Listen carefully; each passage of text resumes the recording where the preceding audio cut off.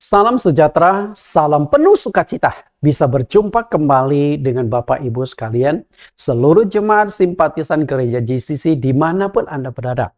Dan juga salam saya tujukan kepada seluruh dosen teologi, para pendeta-pendeta, mahasiswa teologi, dan juga aktivis-aktivis gereja dimanapun Anda berada dan Anda melayani.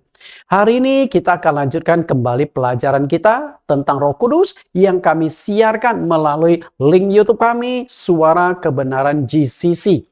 Ada juga satu link YouTube, Bible Teaching Ministry, yang juga membuat topik pelajaran ini. Topik pelajaran yang akan kita bahas pada saat ini adalah doktrin Roh Kudus. Dan kami sudah siapkan 25 sesi topik Roh Kudus, dan hari ini kita akan masuk ke sesi yang ke-22. Sebelum kita belajar, kita akan berdoa. Mohon Tuhan Yesus pimpin kita. Di dalam nama Tuhan Yesus Kristus kami berdoa. Tuhan, kembali kami mengundang kehadiran Roh Kudus-Mu. Mengundang kehadiran Tuhan menyertai kami. Sehingga melalui ibadah live streaming, ibadah pengajaran Alkitab, topik yang sedang kami kupas pada saat ini adalah topik Roh Kudus, supaya kami semakin memahami tentang karya-karya Roh Kudus. Dengan demikian, kami benar-benar bukan sebatas teori, tapi benar-benar menikmati penyertaan Roh Kudus, bagaimana Roh Kudus memberikan kekuatan, memberikan penghiburan dan sukacita bagi kami. Sehingga apa yang dijanjikan di dalam firman-Mu, bahwa Engkau akan memberikan seorang penolong kepada kami, benar-benar kami dapatkan. Kami siap belajar, Tuhan sendiri akan memberikan pimpinan, mengajarkan kepada kami melalui Roh Kudus. Di dalam nama Tuhan Yesus. Amin. Topik Roh Kudus, topik yang panjang, terdiri dari 25 sesi. Nah, ini 10 sesi sudah ada di YouTube, dan Bapak Ibu bisa pelajari bagi Anda yang belum sempat mempelajarinya. Lengkap berurutan sesi demi sesi. Kemudian sesi yang ke-11 sampai sesi yang ke-11 sampai sesi yang ke-20 ini juga sudah ada di dalam YouTube. Tinggal Bapak Ibu sediakan waktu belajar. Bapak Ibu saya yakin akan mendapatkan banyak hal-hal yang baru dibukakan. Karena belum pernah atau mungkin Anda sulit menemukan satu pengajaran yang begitu lengkap, begitu rapi, terstruktur. Sampai Anda benar-benar memahami, dan harapan saya bukan hanya teori, tapi Anda benar-benar dipenuhi Roh Kudus. Nah, setelah itu ada sesi yang ke-21 sampai 25, dan yang akan kita pelajari hari ini adalah sesi yang ke-22. Roh Kudus memberikan kekuatan, penghiburan, dan sukacita. Kita masuk ke dalam pelajaran kita. Roh Kudus akan memberikan kekuatan, akan memberikan penghiburan, dan akan memberikan sukacita. Itu adalah karya-karya Roh Kudus, fungsi-fungsi dari Roh Kudus. Saya pernah mencoba menggali secara mendalam, dan saya temukan ada 21 fungsi atau manfaat dari Roh Kudus. Bayangkan 21. Dan ini baru sebagian dari manfaat dari Roh Kudus itu. Bapak Ibu yang saya kasih, tidak bisa dipungkiri bahwa hidup manusia di dunia itu penuh dengan berbagai macam masalah, kesulitan, dan penderitaan. Selain itu hidup manusia singkat sekali, cepat sekali berlalu. Karena itu hidup manusia itu berat, sangat-sangat berat. Jika hari ini engkau yang sedang mendengarkan khotbah saya hari ini sedang menghadapi masalah keuangan, masalah pekerjaan, masalah penyakit, masalah keluarga, masalah anak, berbagai macam masalah-masalah yang Anda hadapi, memang itu bagian dari penderitaan hidup manusia.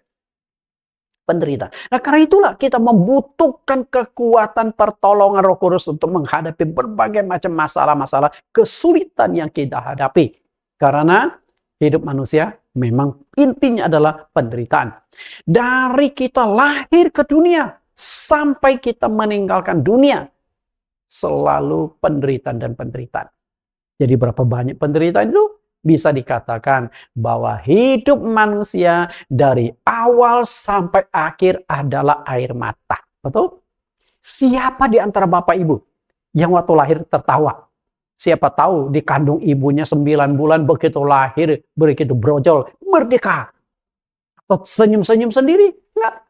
Setiap orang lahir itu kondisi menangis karena si bayi tersebut secara naluri sudah tahu tantangan, kesulitan, penderitaan, perjuang hidup sudah dimulai. Dan sepanjang kehidupannya di dunia akan banyak air mata yang mengalir. Ketika sakit, mengalir air mata. Ketika putus cinta, ketika bercerai, ketika keluarga bermasalah, ketika ekonomi bermasalah, di PHK. Banyak air mata yang akan mengalir sepanjang hidup kita. Sampai suatu saat kita meninggal, kembali lagi ke air mata.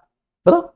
Mungkin waktu meninggal bukan Anda menangis, tapi pasangan hidupmu menangis, anak cucu menantumu menangis, orang-orang dekatmu menangis.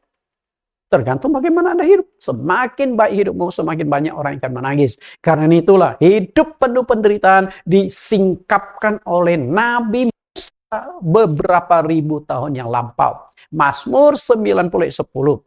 Masa hidup kami 70 tahun dan jika kuat 80 tahun. Dan kebanggaannya adalah kesukaran dan penderitaan sebab berlalunya buru-buru dan kami melayang lenyap. Ini adalah pengalaman hidup dari Nabi Musa. Dia berkata, masa hidup seseorang 70 kalau kuat 80. Kenapa bisa muncul ring 70-80? Karena orang yang paling banyak meninggal di usia saat itu kemungkinan ringnya 70-80. Kalau hari ini kan sudah menurun. 50-55 itu yang paling banyak meninggal. Bapak Ibu. Dan selama 70-80 tahun kehidupan yang paling menonjol itu apa? Kesukaran dan penderitaan. Dan itu wajar.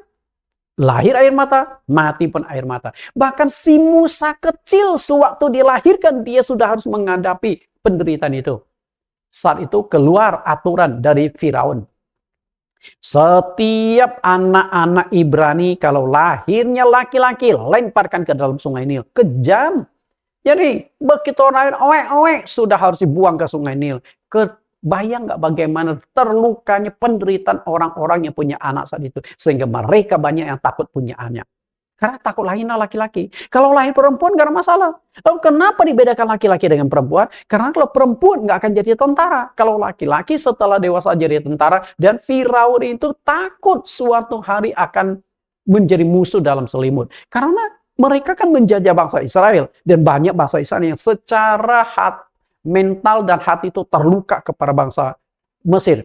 Begitu ada kesempatan balas, ada kesempatan berontak, pasti mereka berontak. Jadi kalau Mesir berperang dengan negara lain, nah mereka akan berperang juga dari dalam musuh dalam selimut. Makanya berapa banyak anak ini buang? Musa pun sempat dibuang. Okay? Tapi Tuhan menyelamatkan Musa. Bahkan terjadi kontradiksi. Firaun mengatakan semua putra Ibrani harus dilemparkan ke dalam sungai Nil. Tapi cucu angkatnya sendiri adalah putra Ibrani. Putri Firaun tak suka sama Musa. Diangkat, dijadikan anak angkatnya. Itulah kuasa Allah. Segala penderitaan di dunia baru berakhir ketika seorang menghembuskan nafasnya yang terakhir. Dan ketika dia sudah menutup kedua matanya. Selesailah penderitaan dia di dunia. Oke, perhatikan. Selesai penderitaan di dunia. Nah, ada kehidupan yang akan datang yang harus kita perjuangkan. Di batas dunia yang sudah selesai. Penderitaan fisik sudah selesai. Karena itu, yang namanya kematian itu hanya masalah waktu. Kita ini sedang antri. Coba Anda perhatikan gambar animasi yang satu ini bagus. Ada jam. Jam lagi putar, seseorang lagi menunggu. Menunggu giliran. Karena itu, Raja Salomo mengatakan, Pengkhotbah 3:1-2, untuk segala sesuatu ada masanya. Untuk apapun di bawah langit ada waktunya. Ada waktu untuk lahir, ada waktu untuk meninggal. Ada waktu untuk menanam, ada waktu untuk mencabut yang ditanam. Salomo mengatakan ada waktu lahir. Oke. Setelah kau lahir, tinggal tunggu waktu meninggal. Kapan, bagaimana cara meninggal, itu rahasia di tangan Tuhan. Kita nggak bisa. Kita hanya mempersiapkan diri menghadapi kemungkinan-kemungkinan tersebut. Karena yang namanya kematian itu pasti terjadi kepada semua manusia tanpa kecuali. Kalau engkau takut mati, engkau jangan lahir ke dunia. Kalau engkau sudah lahir ke dunia, engkau harus menghadapi risiko yang namanya kematian. Karena kematian adalah ketetapan Allah. Dan kalau itu ketetapan Allah, berarti nggak ada seorang pun yang bisa menghindari. Seorang pun bisa menolak. Karena memang sudah ditetapkan oleh Allah. Itu ditegaskan oleh penulis kitab Ibrani 9 ayat yang ke-27. Dan sama seperti manusia ditetapkan untuk mati hanya satu kali saja sesudah itu dihakimi. Perhatikan kata kematian itu ditetapkan oleh Allah. Nah, kalau sudah ditetapkan berarti tidak ada seorang pun bisa menghindari. Dan memang fakta sejarahnya, sejak dunia diciptakan, mati, dan mati. Tidak ada seorang pun bisa menghindari kematian selain 2 orang. Yaitu Elia dan Henokh. Mereka diangkat oleh Tuhan. Bahkan Tuhan kita Yesus Kristus yang pernah hidup di dunia 2000 tahun yang lalu pun mati. Cuman kita bedanya, kalau manusia mati masuk kubur nggak naik-naik. Kalau Yesus mati di kubur 3 hari, dia bangkit kembali, membuktikan dia hidup lalu naik ke surga. Berarti setelah kematian ada kehidupan. Kalau setelah kematian tidak ada kehidupan, maka tidak akan ada yang namanya kebangkitan. Karena itu kita harus pikirkan semua itu. Kenapa kita pikirkan? Karena hanya ada satu kesempatan. Hanya satu kesempatan. Tidak ada kesempatan kedua. Bapak Ibu saya kasih. Organ-organ tubuh yang rusak bisa ganti. Ginjal rusak, bisa cangkuk ginjal. Jantung rusak, bisa cangkuk jantung. Mata rusak, bisa cangkuk mata. Teknologi sekarang canggih. Tapi ada satu yang tidak bisa diganti. Nyawa. Jika suatu hari Bapak Ibu melihat ada rumah sakit yang memasang pelang promosi, jual nyawa cadangan, kita rame-rame tip ayat ini. Betul? Nggak akan terjadi. Kalau sudah nyawa sudah bisa diperjualbelikan, manusia sudah jadi Tuhan. Mengerikan, sangat mengerikan. Karena ini itu, kalau kesempatan hidup, kesempatan mati hanya satu kali, pikirkanlah setelah kematian masih ada penghakiman. Penghakiman. Itu yang harus kita perhatikan. Kalau setelah mati habis perkara, setelah mati tidak ada apa-apa lagi, Anda boleh hidup seenaknya. Tapi karena ada penghakiman, hati-hati kita jangan seenaknya hidup. Tapi hidup sesuai dengan aturan. Karena itu, yang perlu kita takut itu sebenarnya bukan kematian, tapi neraka. Kematian nggak usah ditakutkan. Karena apa? You takut juga mati. Bahkan semakin takut, semakin cepat mati. Karena ketika Anda sakit, lalu dokter vonis, hidupmu tinggal 4 bulan. Mulai dia ketakutan. Hitung kalender tiap hari, buka kalender, hidupku semakin berkurang, semakin berkurang. Malahan cepat mati. Dokter vonis Anda 4 bulan, 2 bulan Anda sudah game. Karena apa? Kekhawatiran, tidak bisa tidur. Karena itu jangan takut mati. Hidup mati bukan di tangan kita. Hidup mati di tangan Tuhan. Kalau Tuhan mau sembuhkan engkau bisa sembuh. Tapi kalau waktunya memang Tuhan mau panggil Anda nggak bisa menghindar. Yang perlu Anda takuti adalah neraka. Karena setelah mati, seperti yang dikatakan oleh Raja Salomo tadi, Pengkhotbah pasal 3, untuk segala sesuatu ada waktunya. Ada waktu untuk lahir, ada waktu untuk mati. Nah, kemudian berbicara lebih jauh tentang kematian, Salomo berkata di Pengkhotbah 12 ayat 13-14, akhir kata dari segala yang didengar ialah takutlah akan Allah dan berpeganglah pada perintah-perintahnya. Karena ini adalah kewajiban setiap orang. Karena Allah akan membawa setiap perbuatan ke pengadilan yang berlaku atas segala sesuatu yang tersembunyi. Entah itu baik, entah itu jahat. Perhatikan di sini, yang senada dengan Ibrani tadi, Allah akan membawa setiap perbuatan ke pengadilan. Itu yang namanya penghakiman. Berarti kita hidup, kita masih harus mempertanggungjawabkan kehidupan kita di dunia. Jika Anda tidak lolos dari penghakiman, sangat-sangat mengerikan. Karena Anda akan dibakar, disiksa di dalam api neraka. api yang begitu menakutkan, api yang begitu dahsyat. Mungkin ketika kita belum masuk neraka, kita anggap enteng. Tapi kalau Anda sudah masuk ke dalam api yang menyakitkan, api yang mengerikan, Anda akan berpikir dua kali. Seorang perokok, ketika divonis oleh dokter kanker paru-paru, dia berhenti rokok dong. Karena apa? Sudah alami gimana menderitanya. Mungkin dia akan berkata, nyesal kalau tahu gitu gue nggak merokok dari dulu. Sesal pasti datang selalu belakangan. Kalau engkau ingin merasakan panasnya neraka, nggak usah masuk neraka dulu. Selesai dengarkan khotbah saya, Anda bakar jari Anda pakai korek api, bakar saja 5 detik saja. Itu 0, sekian, 0,00 sekian kondisi neraka. Karena neraka apinya tidak akan padam, ulatnya tidak akan mati. Berarti ada ulat api. Bayangkan ketika ada makhluk asing yang menggerogoti tubuh kita, berjalan di dalam tubuh kita, sakit dan juga ngeri. Aduh, nggak kebayang. Nah, setelah kita mati ada ulat api yang akan menggerogoti tubuh kita. Sudah dibakar, digerogoti ulat, aduh, jangan sampai itu terjadi pada diri kita. Karena itu, kita boleh menderita di dunia, tapi setelah mati jangan sampai masuk ke neraka. Kita lihat inilah gambaran kehidupan manusia. Ada waktu lahir, ada waktu untuk mati.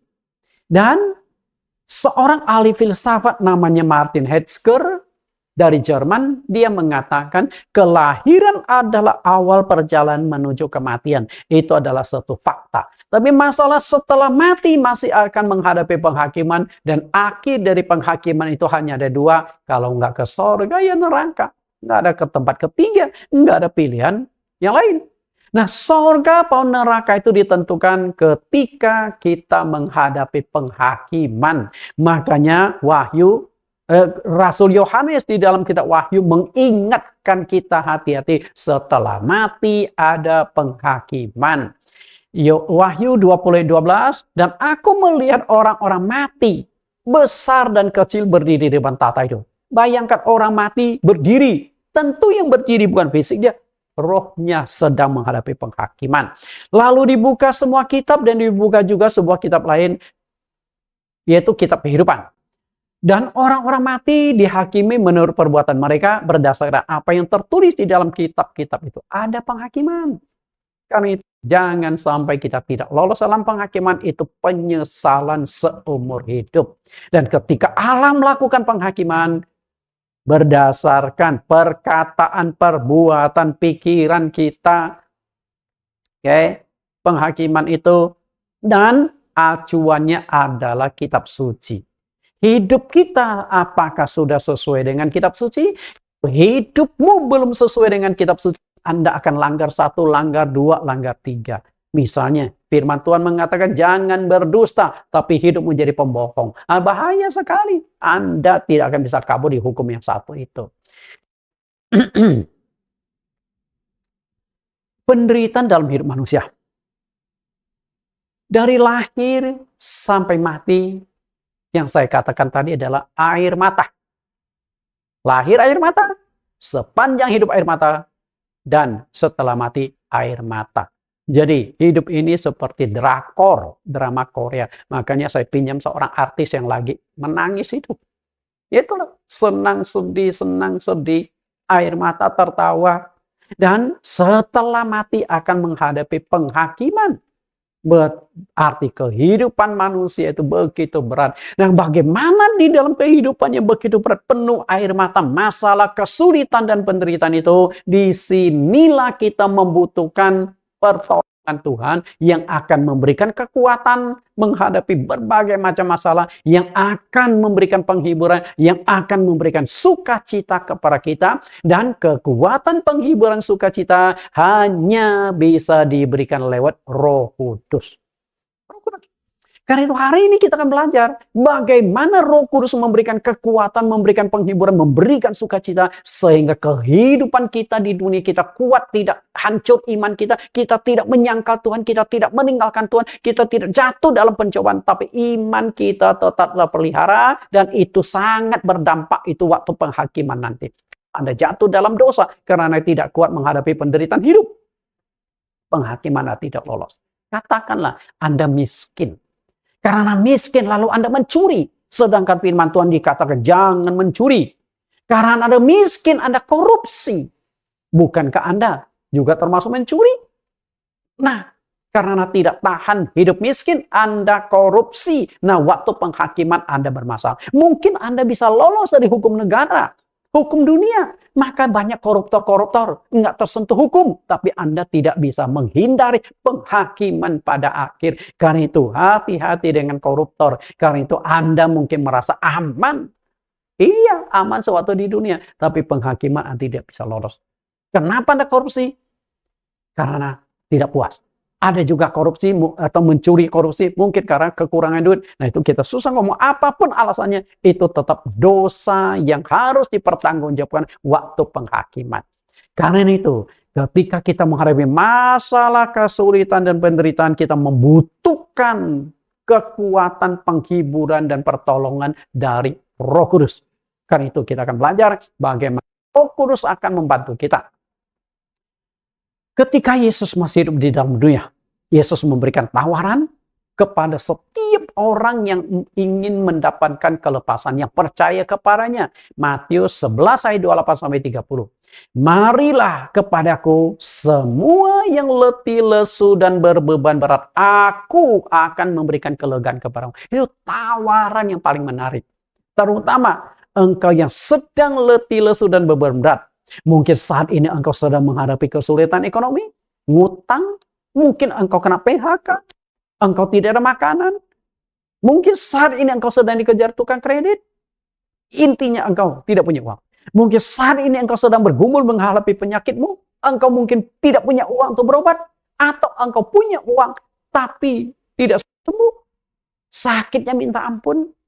Mungkin saat ini engkau sedang konflik dengan suami, dengan istrimu, di ambang perceraian, di ambang kehancuran keluargamu. Mungkin saat ini engkau menghadapi masalah dengan anak-anakmu, anakmu berontak, anakmu tidak berbakti, anakmu menyakiti engkau, anakmu terjebak narkoba, anakmu terjebak di dalam pergaulan bebas. Berbagai macam masalah-masalah problem dalam kehidupan ini, itulah yang membuat kita rasanya lesu, letih, dan berbeban berat. Tapi Tuhan tawarkan, mari datang kepadaku karena aku akan memberikan kelegaan kepadamu. Sehingga di ayat 29 Tuhan Yesus katakan, jiwamu akan mendapatkan ketenangan. Tawaran Tuhan. Datang. Karena itu syarat untuk mendapatkan pertolongan Tuhan, datang kepada Dia. Dan pikulah yang kupasang karena bebanku enak dan bebanku pun ringan. Bapak Ibu yang kasih, Yesus memberikan tawaran. Tinggal respect Anda. Tanggapan Anda. Anda mau dapat kelepasan? Ingin dapat pertolongan? Karena itu, datang kepada Yesus. Lalu mungkin ada pertanyaan, gimana datangnya Pak? Di mana Yesus ada? Kalau Yesus masih hidup, gue bisa cari Dia. Sekarang gue datangnya bagaimana? Oke, kita analisa lebih jauh. Datang kepada Dia. Ketika Tuhan Yesus masih melayani di dunia, tawaran itu tentu tidak masalah.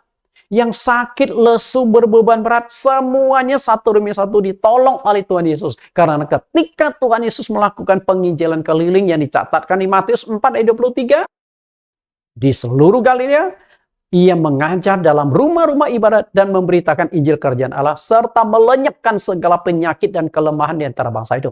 Yesus bukan hanya memberitakan Injil, tapi Yesus juga sembuhkan penyakit-penyakit mereka. Yesus juga tolong mereka. Masalah kesulitan mereka itu satu demi satu Tuhan Yesus tolong. Dalam hal ekonomi, Yesus juga sanggup mengubah air menjadi anggur. 5 roti, 2 ikan dimakan 5.000 orang. Yesus sanggup melakukan pelipat gandaan. Yesus juga bisa menggerakkan ikan di laut. Semalam-malaman murid menjala ikan, tidak seekor pun ikan mereka dapatkan. Lalu Yesus datang, Yesus suruh tebarkan jalamu di sebelah kanan perahu. Mereka dapat 153 ekor ikan besar-besar. Yesus sanggup. Yesus bisa. Saat itu dia masih hidup di dunia. Tapi kalau Yesus sudah mati naik ke sorga, bagaimana? Yesus yang waktu hidup bisa meredakan angin ribut. Ombak nasib perahu, masuk ke dalam perahu. Itu satu gambaran tentang masalah kesulitan dia. Tapi Yesus ada di sana. Yesus bisa menolong mereka. Tapi sekarang bagaimana? Yesus tidak ada di dunia, betul? Bagaimana kita mendapatkan pertolongan? Nah, apakah tawaran Tuhan 2000 tahun yang lampau? Marilah kepadaku semua litur-litur dan beban berat. Aku akan berikan kelegaan kepada. Masih berlaku nggak untuk kita hari ini? Bapak Ibu saya, masih berlaku tidak tawaran dari Tuhan? Saya ingin katakan kepada Anda. Banyak umat Kristen tidak menyadari bahwa janji Tuhan adalah ya dan amin. Itu nggak dibatasi waktu. Janji Tuhan tidak lekang oleh waktu. Kalau dia sudah berjanji, mari kepadaku yang letih lesu dan beban berat, aku akan berikan kelegaan kepadamu. Berarti ini kan tawaran selamanya. Selama penginjilan berarti tawaran Yesus masih tetap aku. Karena itu, Matius 11 ayat 28 sampai 30 masih sangat relevan tawaran Tuhan. Bagaimana Anda dapatkan kekuatan? Bagaimana Anda dapatkan kelepasan? Itu yang paling penting kita ingin tahu. Sekalipun Yesus saat ini tidak ada di dunia secara fisik. Kalau dulu 2000 tahun yang lampau, secara fisik dia masih ada di dunia. Segala masalah Yesus bisa bantu. Tapi sekarang bagaimana kita mendapatkan bantuan Yesus? Tidak usah khawatir. Yesus sudah menyediakan penggantinya di dunia. Yesus sudah menggantikan. Lalu apa yang digantikan Yesus? Yesus sebelum meninggalkan murid-murid, dia sudah katakan, aku tidak akan meninggalkan engkau yatim piatu. Kalau Tuhan tidak meninggalkan mereka, lalu kenapa Tuhan Yesus naik ke sorga? Lalu bagaimana realisasi Tuhan tidak meninggalkan mereka sebagai yatim piatu? Kita lihat dulu ayatnya, Yohanes 14 ayat 18. Aku tidak akan meninggalkan kamu sebagai yatim piatu. Aku akan datang kembali kepadamu. Itu diucapkan Yesus. Sewaktu Yesus masih bersama. Aku akan datang kembali. Kalau datang kembali di akhir zaman sama saja bohong, betul nggak? Berarti Yesus tinggalkan. Berarti ayat ini nggak cocok. Yesus katakan, aku tidak tinggalkan kamu yatim piatu. Aku memang pergi, tapi aku akan datang kembali. Aku datang kembali di dalam ayat ini dalam konteks bukan bicara akhir zaman kedatangan Yesus yang kedua kali. Tapi Yesus berjanji, aku akan datang kembali, berarti akan hadir kembali. Namun cara kehadirannya itu ya harus kita pahami. Apakah fisik atau secara roh? Yatim piatu. Yatim piatu itu adalah satu gambaran anak yang telah kehilangan kedua orang tuanya. Apakah orang tuanya mati, kedua orang tuanya, sehingga anak itu jadi yatim piatu? Kalau yatim kan meninggal salah satunya. Kalau yatim piatu dua-duanya sudah tidak ada. Mungkin kedua orang tuanya meninggal. Mungkin juga kedua orang tuanya tinggalkan mereka. Bisa saja. Sehingga yatim piatu karena sudah nggak diurus orang tua. Nah, sementara anak-anaknya itu belum dewasa, belum siap mandiri dan belum siap ditinggalkan. Nah, Yesus menggunakan istilah yatim piatu untuk melukiskan kondisi murid-murid. Karena murid-murid sendiri juga belum siap ditinggalkan, belum mandiri. Maka mereka mulai takut. Sehingga Yesus katakan, jangan gelisah hatimu, percayalah kepada Allah, percayalah juga kepada Aku untuk memberikan kekuatan kepada mereka. Bapak Ibu yang saya kasih, jadi murid-murid tidak akan jadi yatim piatu. Karena tahu bahwa sebentar lagi akan ditinggalkan oleh guru mereka, maka mereka mulai timbul khawatir, mulai gelisah. Sehingga Yesus katakan, nggak usah gelisah, nggak usah takut. Percaya kepada Allah. Percayalah juga kepadaku. Karena percaya kepadaku berarti percaya kepada janji-janji Yesus yang tidak akan meninggalkan mereka sebagai yatim piatu. Berarti akan ada pengganti Yesus yang akan menyertai mereka. Dan pengganti Yesus yang akan menyertai mereka itu bukan bicara akhir zaman. Kalau enggak, ayat ini enggak kena. Okay? Apa bukti dan dalam wujud apa janji Yesus bahwa Yesus tidak akan meninggalkan mereka? dalam wujud Roh penolong. Yesus menjanjikan seorang penolong. Aku memang akan tinggalkan kalian, tapi aku akan mengirimkan seorang penolong kepada kalian. Kita lihat tawaran Tuhan Yesus tentang penolong itu. Yohanes 14 ayat 16, aku akan minta kepada Bapa dan ia akan memberikan kepadamu seorang penolong. Perhatikan kata seorang, itu kan pribadi. Berarti akan datang yang mengganti Yesus. Dunia supaya ia menyertai kamu selama-lamanya. Nah, menyertai kamu selama-lamanya itu artinya menyertai kamu sampai mati di generasimu dan akan terus. Jadi setelah itu, setiap orang yang percaya tetap ada penyertaan Roh Kudus, ada penyertaan Sang Penolong itu selama-lamanya. Lalu penolong itu siapa? Dijelaskan lebih jauh oleh Yohanes ayat 17, yaitu Roh kebenaran. Dunia tidak dapat menerima dia sebab dunia tidak melihat dia dan tidak mengenal dia, tetapi kamu mengenal dia sebab ia menyertai kamu dan akan diam di dalam kamu. Ternyata penolong yang ditawarkan oleh Tuhan Yesus itu adalah Roh kebenaran. Lalu kita timbul lagi pertanyaan. Penolong, kita bisa bingung nih siapa nih. Lalu muncul Roh kebenaran. Lalu Roh kebenaran itu siapa lagi? Apa lagi itu? Lalu Yesus jelaskan lebih jauh. Roh kebenaran itu di dalam Yohanes 15 ayat 11. Jikalau penghibur yang akan diutus oleh Bapa dalam namaku, yaitu Roh kebenaran yang keluar dari Bapa, ia akan bersaksi tentang aku. Ternyata yang namanya Roh kebenaran juga disebut penghibur. Nah, makin rame nih. Roh kebenaran, penolong, Roh kebenaran, penghibur. Siapa yang dimaksudkan di sini? Tapi siapapun itu, dia akan menolong engkau. Dia akan menghibur engkau, akan memberikan kekuatan, akan memberikan sukacita kepada engkau. Karena itu engkau sangat membutuhkan dia. Oke? Lalu, siapakah Roh kebenaran? Siapakah penghibur itu? Dijelaskan lebih jauh lagi di ayat yang lain. Kita lihat Yohanes 14 ayat 26. Ternyata penghibur itu adalah Roh Kudus. Benar nggak? Berarti janji Tuhan, aku tidak akan meninggal engkau sebagai yatim piatu. Makanya begitu Roh Kudus turun ke hari Pentakosta, Roh Kudus itu sudah menggantikan fungsi peran Yesus menyertai mereka, bahkan akan diam di dalam diri mereka. Bahkan itu lebih hebat lagi. Ketika Yesus hidup kan terbatas. Yesus nggak bisa menyertai murid 24 jam. Tapi ketika sudah ada Roh Kudus masuk dan diam di dalam kita, Roh Kudus menyertai engkau 24 jam. Ada pertolongan sangat. Dapatkan Roh Kudus itu, maka engkau akan dapatkan kekuatan. Engkau akan dapatkan penghiburan. Engkau akan dapatkan sukacita. Karena Roh Kudus akan memberikan semuanya itu. Karena itu Roh Kudus itu memiliki sebutan yang berbeda-beda, namun mengacu pada satu pribadi, yaitu pribadi Yesus Kristus. Bapak Ibu yang saya kasih.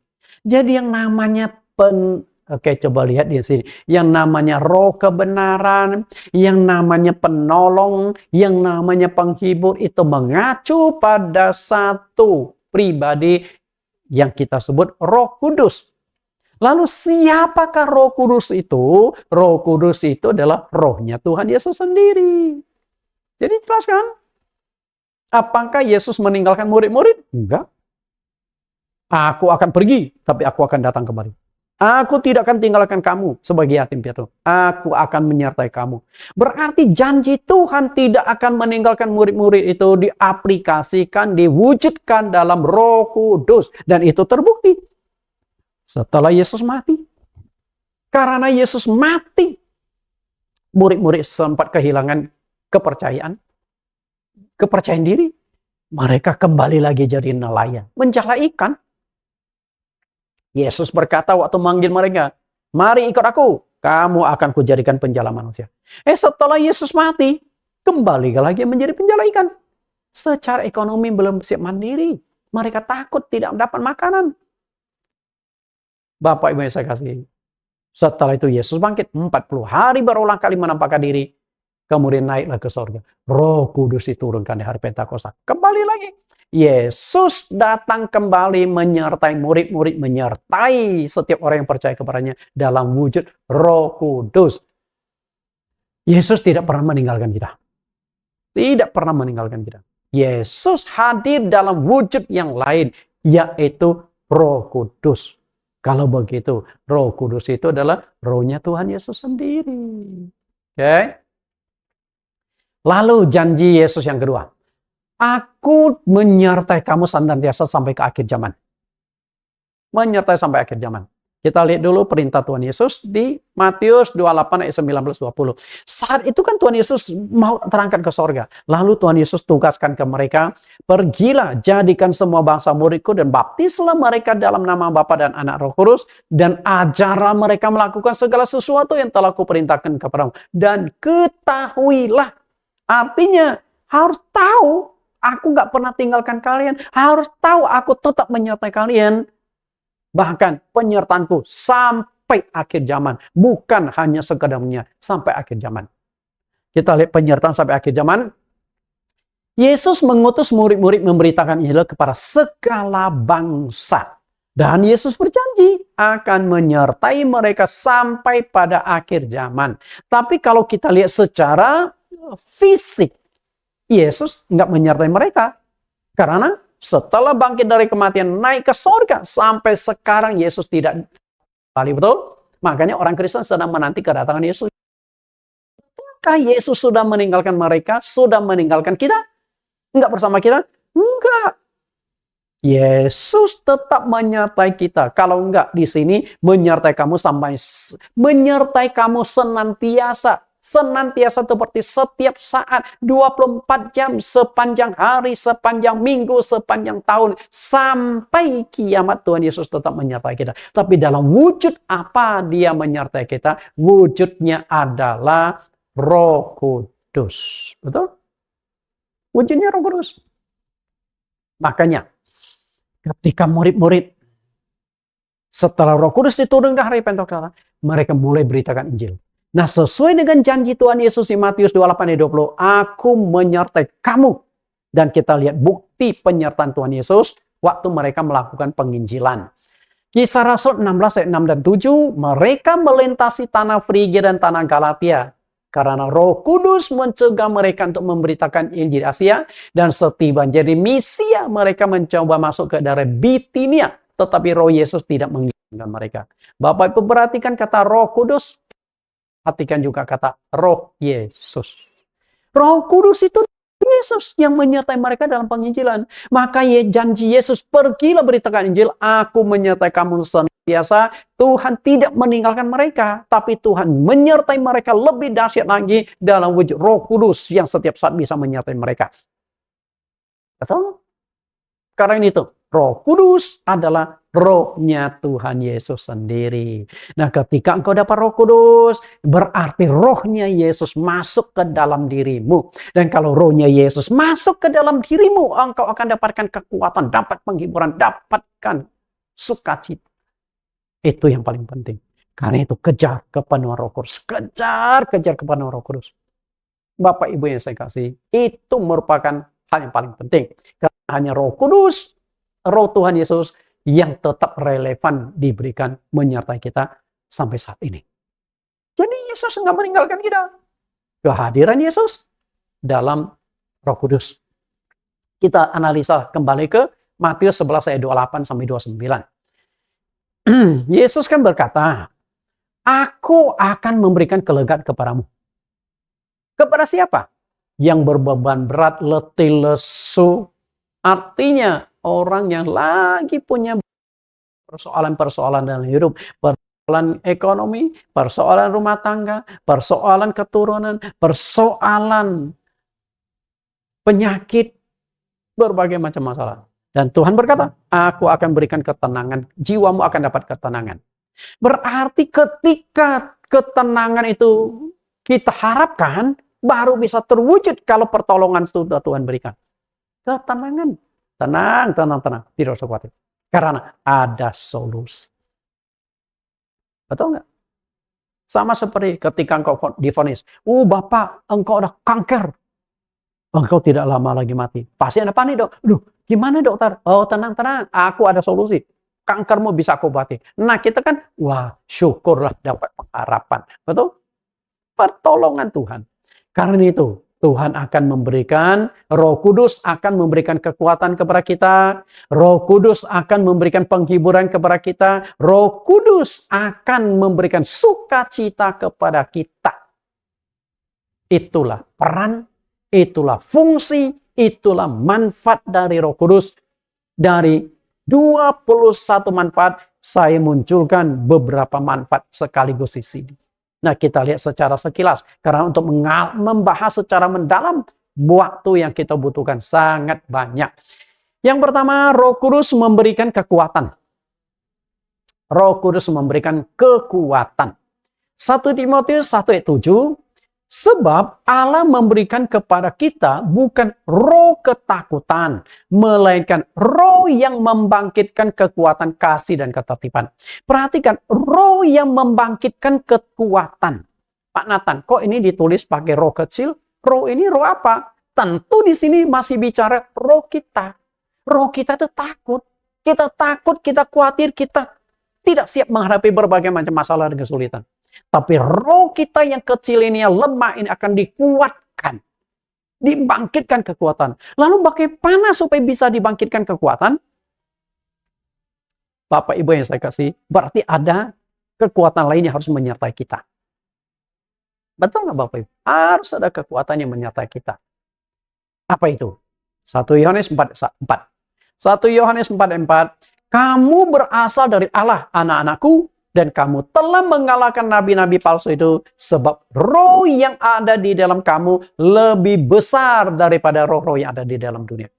Perhatikan, roh huruf besar, roh yang ada di dalam kamu. Itu bukan berbicara roh kita, tapi ada roh lain yang masuk ke dalam kita yang lebih besar dari roh kita. Nah, itu yang akan memberikan kekuatan. Yang akan memberikan kekuatan. Yang akan memberikan penghiburan. Yang akan memberikan kuasa. Bapak Ibu, yang dimaksudkan adalah Roh Kudus. Roh yang ada di dalam kamu lebih besar. Kalimat ini hanya cocok ketika kita bicarakan dengan orang yang sudah ada Roh Kudus di dalam dirinya. Kalau orang itu belum ada Roh Kudus, bagaimana ada roh yang lebih besar? Roh kita tuh lemah. Saya sudah berulang kali jelaskan, roh itu ada 4 macam. Allah, malaikat, iblis, dan manusia. Dan yang paling lemah dari 4 macam roh itu adalah rohnya manusia. Kita lemah.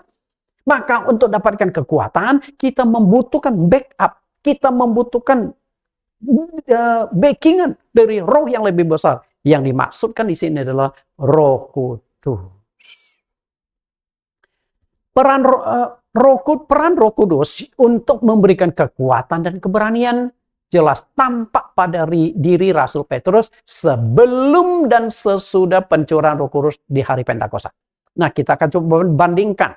Betul nggak bahwa Roh Kudus itu memberikan kekuatan, Roh Kudus itu memberikan keberanian, Roh Kudus yang akan memberikan kesanggupan.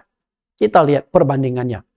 Roh Kudus, kemudian perubahan nyata tampak dalam diri Rasul Petrus.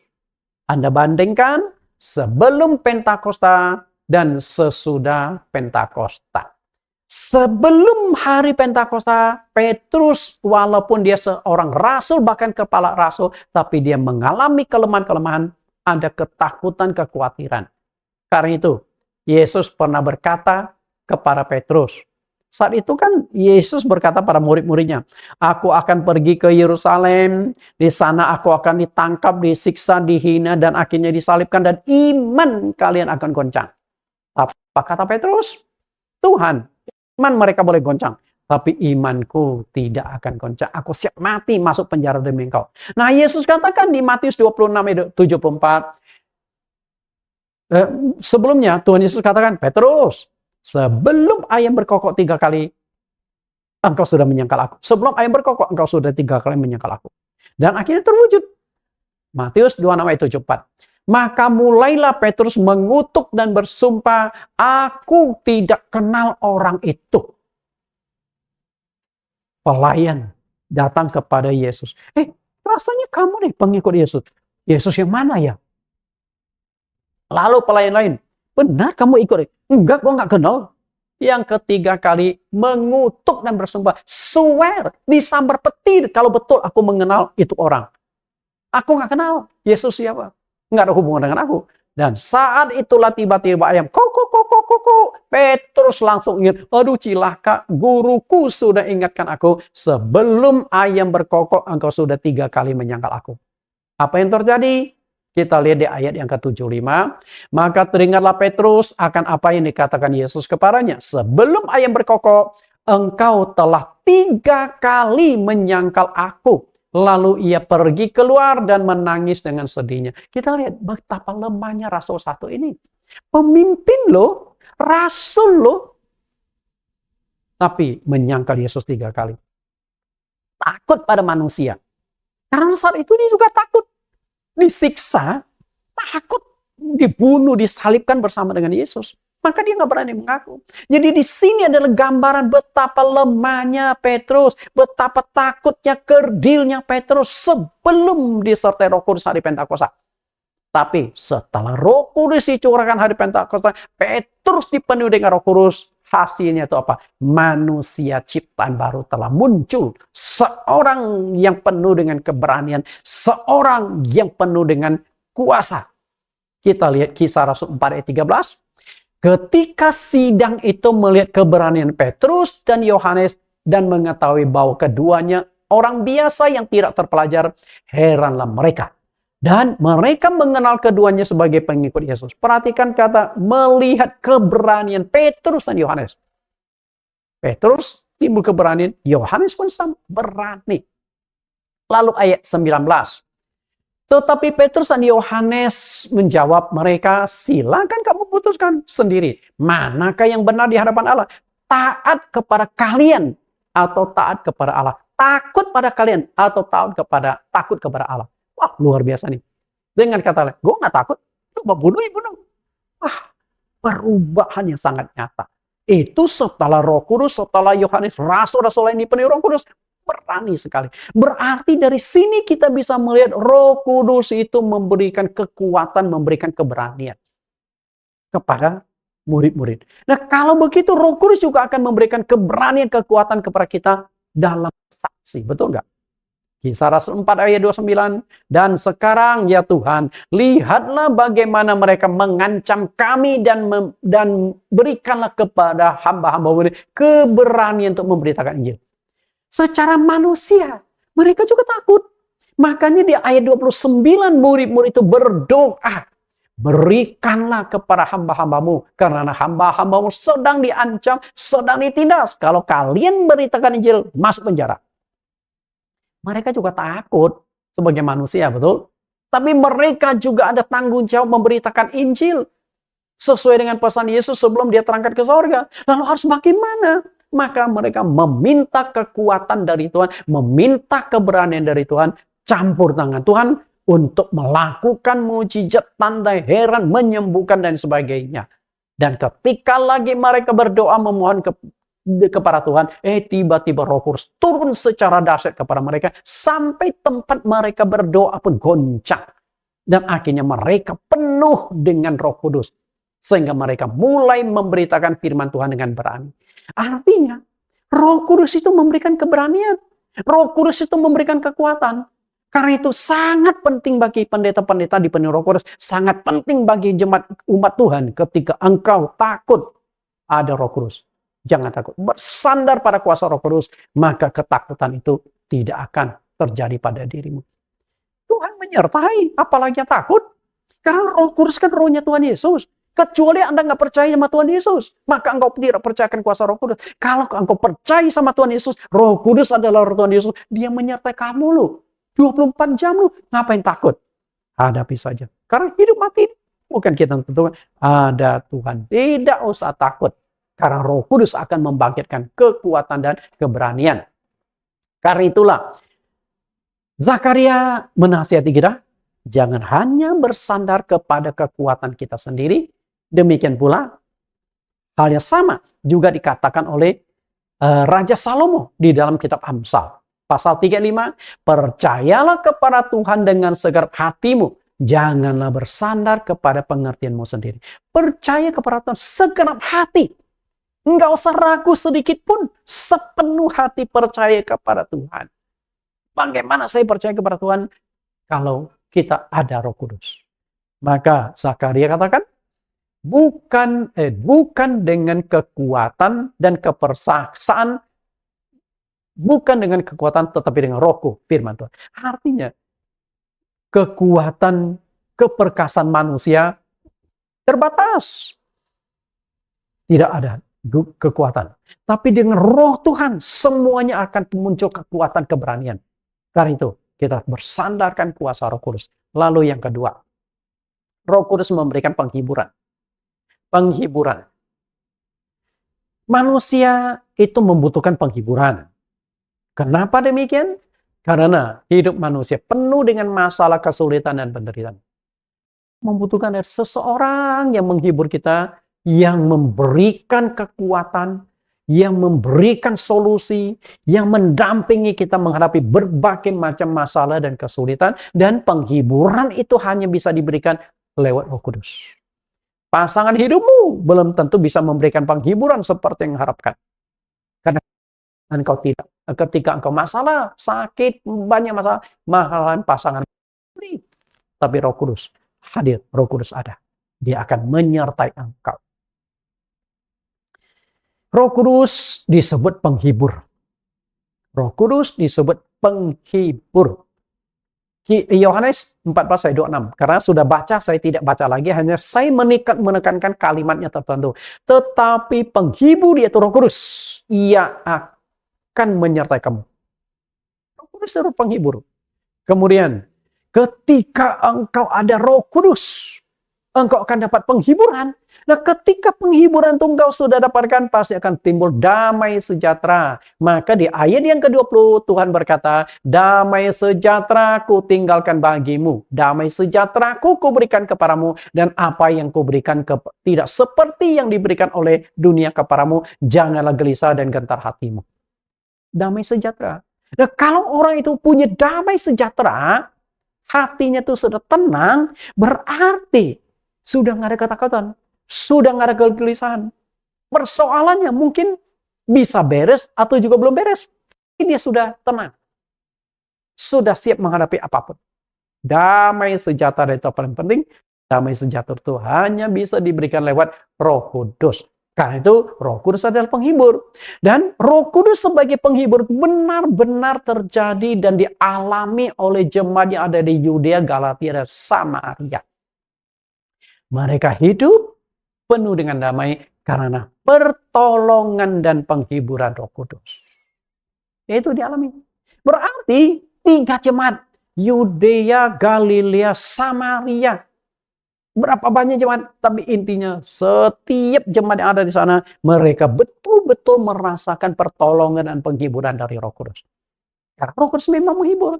Karena itu kalau engkau ada Roh Kudus di dalam dirimu, engkau mungkin menghadapi berbagai macam masalah kesulitan, tapi Roh Kudus akan menghibur. Kuatkan, tenang, aku menyertai kamu. Aku tidak pernah meninggalkan engkau. Penghiburan sangat-sangat penting. Karena itu, ketika saya dalam pelayanan kan menghadapi berbagai macam persoalan-persoalan. Bisa saja ada persoalan rumah tangga, persoalan anak, persoalan lain, dan persoalan menghadapi jemaat. Saya hanya cukup berdoa saja. Saya berdoa, dipenuhi Roh Kudus, saya berdoa pakai bahasa roh, selesai berdoa tuh rasanya tenang, terang, damai sejahtera, ada kekuatan. Oke? Saya sering alami, damai sejahtera akan kau dapatkan. Karena ada pertolongan dan penghiburan dari Roh Kudus. Karena itu, Roh Kudus disebut penolong atau penghibur. Nah, ini ayat sudah kita baca juga. Yohanes 14 ayat 16. Ia akan memberikan kepadamu seorang penolong. Seorang berarti satu pribadi. Kemudian, Yohanes 14 ayat 26. Penghibur itu Roh Kudus. Berarti Roh Kudus itu disebut penolong atau penghibur. Yang terakhir. Roh Kudus akan memberikan sukacita. Ketika berbicara tentang sukacita, berarti kita berbicara tentang yang lebih dalam lagi. Jiwa. Dalam setiap diri manusia itu ada 3 unsur. Ada tubuh, ada jiwa, ada roh. Dan 3 unsur itu tidak terpisahkan. Karena ketika salah satu unsur itu sudah terpisah, maka kehidupan kita selesai. Ketika roh kita sudah keluar dari tubuh, sudah selesai hidupmu. Karena Yakobus mengatakan, tubuh tanpa roh adalah mati. Jadi, kalau roh kita, jiwa kita sudah keluar dari tubuh kita, maka kita sudah menjadi mayat. Sudah mati. Nggak ada kehidupan lagi. Karena itu, ketika berbicara tentang 3 unsur yang menentukan sukacita, itu ada unsur di jiwa. Kita lihat unsur ini. 1 Tesalonika 5:23. Semoga Allah damai sejahtera menguduskan kamu seluruhnya, dan semoga roh, jiwa, dan tubuhmu terpelihara sempurna dengan tak bercacat pada kedatangan Yesus Kristus Tuhan kita. Ada roh, ada jiwa, ada tubuh. Dan 3-tiganya itu membutuhkan supply. 3-tiganya itu membutuhkan yang diinginkan. Kebutuhan roh, kebutuhan jiwa, kebutuhan tubuh. Kebutuhan roh adalah firman Tuhan. Kebutuhan tubuh adalah kesehatan, makanan, minuman, pakaian, tempat tinggal. Nah, kebutuhan jiwa itu juga tidak boleh. Kebutuhan jiwa. Perhatikan kata jiwa ini. Seseorang bisa tertawa karena hatinya sedang bergembira atau bersuka cita. Betul nggak? Anda tertawa karena Anda lagi senang nih. Sukacita. Dan seseorang juga bisa, karena itu, jika seseorang tersenyum-senyum sendiri di jalanan, tertawa seorang diri di jalanan, maka disebut sakit jiwa. Betul nggak? Nggak ada sakit tubuh. Sakit tubuh nggak akan begini. Nggak juga sakit roh, tapi sakit jiwa. Berarti dari sini kita bisa melihat jiwa itu yang menentukan kondisi. Apakah seseorang itu sedih, apakah seseorang itu senang, sumbernya itu ada di jiwa. Ketika kau senang, berarti jiwamu kondisinya lagi happy, enjoy. Ketika kau menangis, engkau sedih, berarti jiwamu lagi tertekan. Karena semua itu ada di jiwa. Mazmur 16 ayat 8-9. Aku senantiasa memandang kepada Tuhan, karena Ia berdiri di sebelah kananku. Aku tidak akan goyah. Artinya, Raja Daud yakin Tuhan di sebelah kanan. Tuhan mendampingi dia. Dan karena ada penyertaan Tuhan, lalu Daud berkata, sebab itu hatiku bersuka cita. Berarti sukacita itu menyentuh pada jiwa. Kalau hatinya sukacita, pasti jiwanya tuh sukacita. Bahkan tubuhku akan diam dengan tentram. Nah, karena ada sukacita, jiwanya yang tenang berdampak pada tubuhnya. Jadi ada kaitannya tubuh, jiwa, roh itu kesatuan yang tidak bisa dipisahkan. Saling berdampak, saling mempengaruhi. Sukacita berdampak pada tubuh.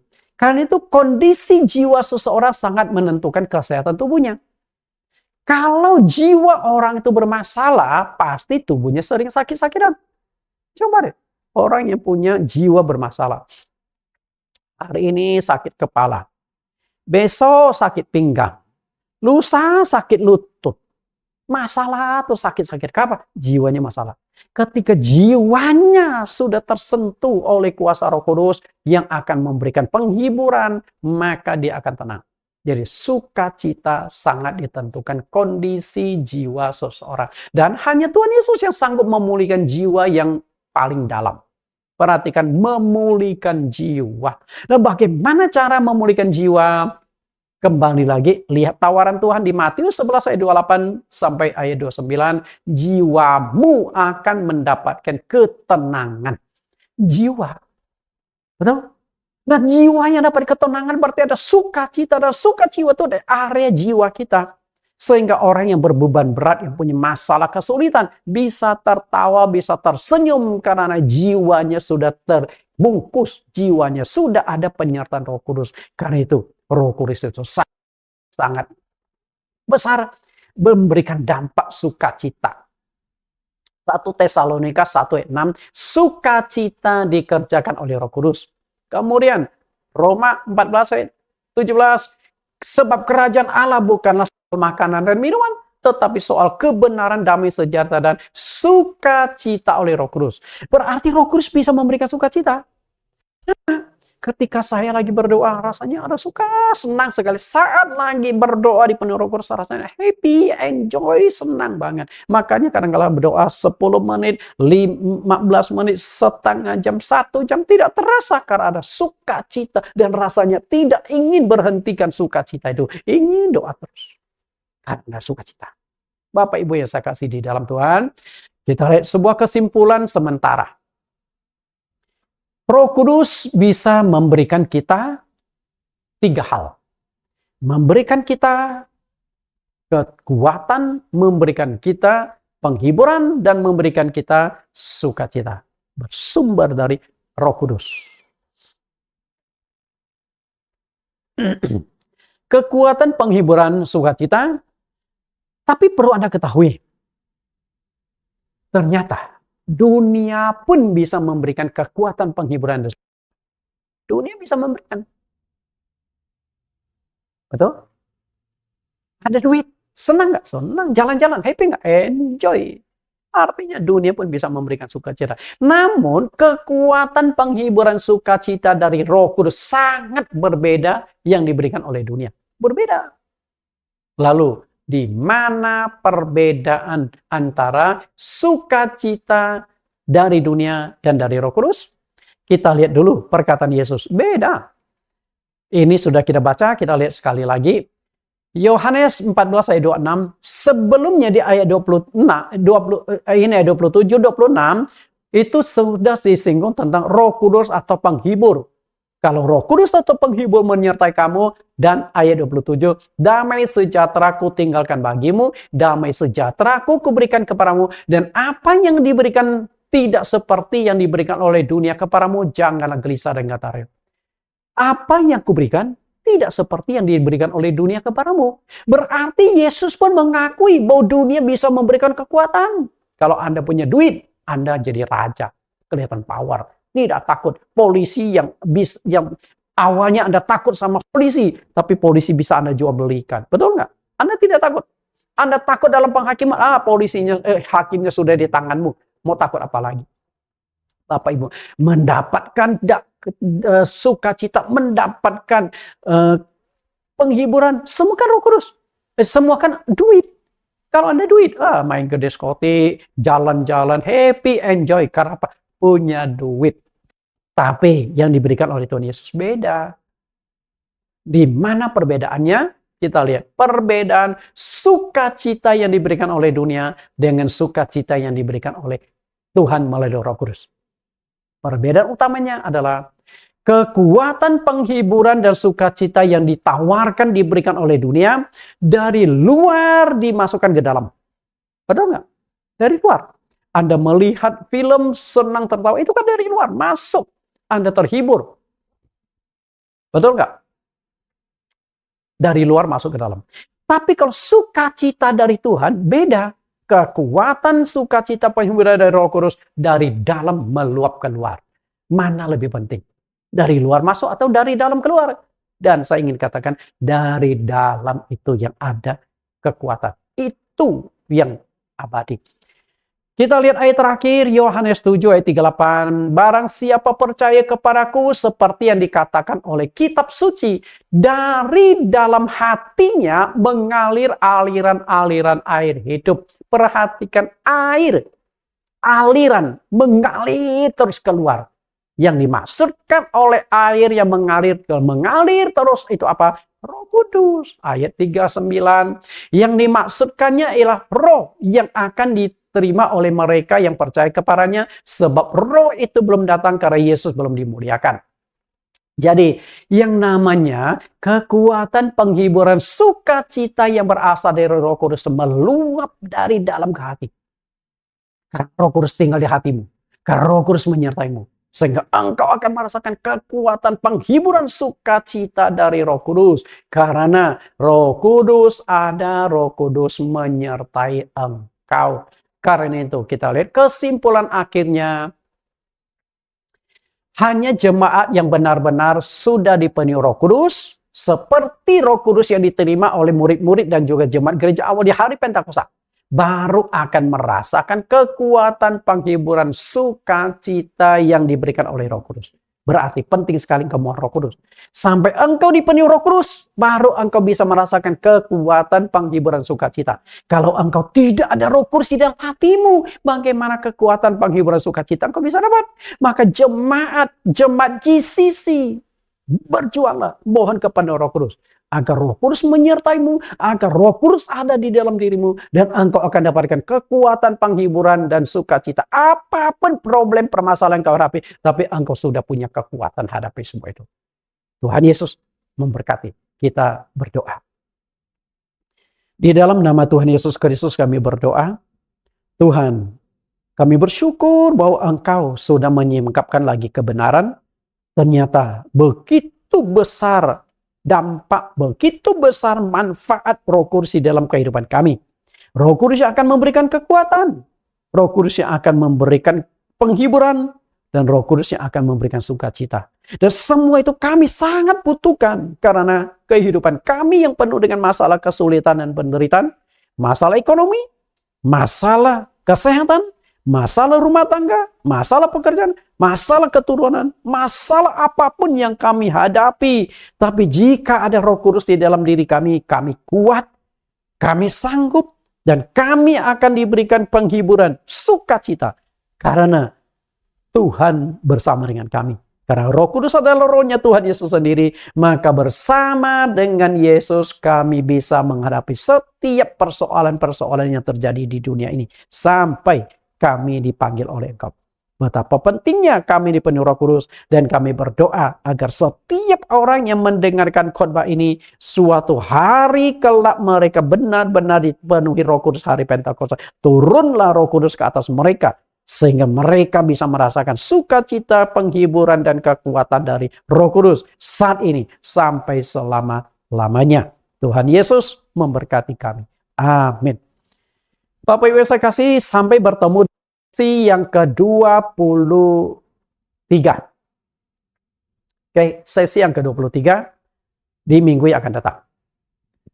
Bagi Bapak Ibu yang menjadi mahasiswa teologi STT GCC, Jesus Class Curriculum, setiap doktrin ada 10 pertanyaan yang perlu Anda jawab. Kita lihat. Judulnya, Roh Kudus memberikan kekuatan penghiburan dan sukacita. Pertanyaan pertama, tuliskan teks ayat Alkitab bahwa kematian adalah ketetapan Tuhan.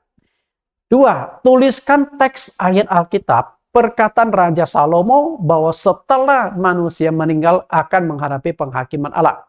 Yang ketiga, Yesus berjanji akan memberikan kelegaan kepada yang letih, lesu, dan beban berat. Apakah syarat untuk mendapatkan semua itu? 4, tuliskan 2 janji Tuhan kepada semua pengikutnya sebagai wujud penghiburan kepada mereka.